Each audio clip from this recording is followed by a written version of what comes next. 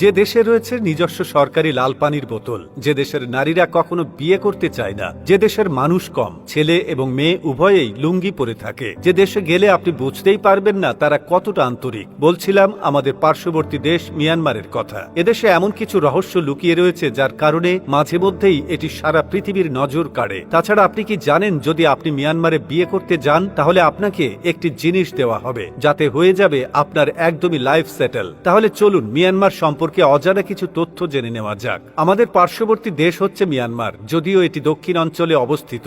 মিয়ানমারের রয়েছে 4টি দেশের সাথে সীমান্ত: বাংলাদেশ, ভারত, লাওস ও থাইল্যান্ড। তবে মিয়ানমার দেশটির সবচেয়ে বেশি আলোচনায় থাকে এদেশের সামরিক ও রাজনৈতিক অবস্থার কারণে। মিয়ানমারের নিজেদের তৈরিকৃত লাল পানির বোতল, যেটাকে অনেকটা সরকারি লাল পানিও বলা হয়, এখানে অ্যালকোহল বা বিয়ারকে এত পরিমাণ সম্মান দেওয়া হয় যা কোনো মানুষকেও দেওয়া হয় না। তাই সরকারের পক্ষ থেকে অনেকেই এই সার্ভিসটি তারা পেয়ে থাকে। তাছাড়া মিয়ানমারের বেশিরভাগ লোকই লুঙ্গি পরে থাকে, সেটা ছেলে হোক বা মেয়ে। এমনকি আপনি লুঙ্গি পরে অনেক ওয়েটারকে রেস্টুরেন্টে দেখতে পাবেন। তারা মনে করে লুঙ্গি হচ্ছে একটি আরামদায়ক পোশাক, আর এই পোশাকটি পরার মাধ্যমে সবকিছুতেই কমফোর্টেবল মনে হয় তাদের। বেশিরভাগ ধনী, গরিব, উচ্চবিত্ত প্রত্যেকটি লোকের কাছেই কয়েক ডজন লুঙ্গি থাকে। আর যারা একটু অভিজাত তারা সবসময় আধুনিক পোশাক পরতে পছন্দ করে। পর্যটকদের কাছে এক অনন্য নাম হচ্ছে মিয়ানমার, কারণ মিয়ানমারে পর্যটকদের জন্য অনেক কিছুই রয়েছে। তাছাড়া মিয়ানমারের মানুষ কখনো চা পান করে না, তারা চা খেয়ে ফেলে। কথাটা একটু অদ্ভুত শোনালেও এটাই সত্যি। আমাদের দেশে যেমন চায়ের পাতা থেকে চা উৎপন্ন হয়, সেখানে চায়ের পাতা সম্পূর্ণ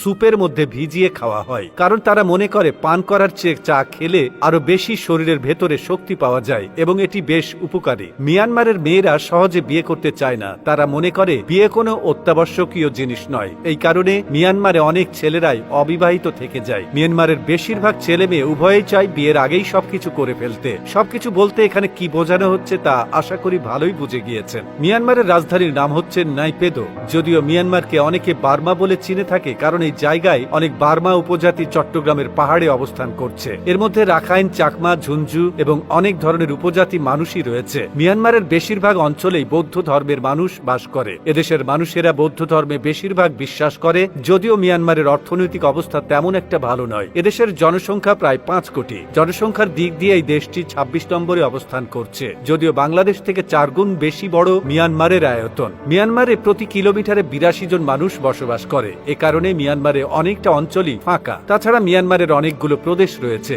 তবে এই প্রদেশের মধ্যে অনেক লোকেরাই তাদের নিজস্ব দেশ চায়, অর্থাৎ তারা মানতে চায় না তারা মিয়ানমারের কোনো একটা অংশ, যার কারণে সারা বছরই রাজনৈতিক ঝামেলা লেগেই থাকে এই দেশটার মধ্যে। এসব দিক বাদ দিলে মিয়ানমার আসলেই এশিয়ার অন্যতম সুন্দর একটা দেশ।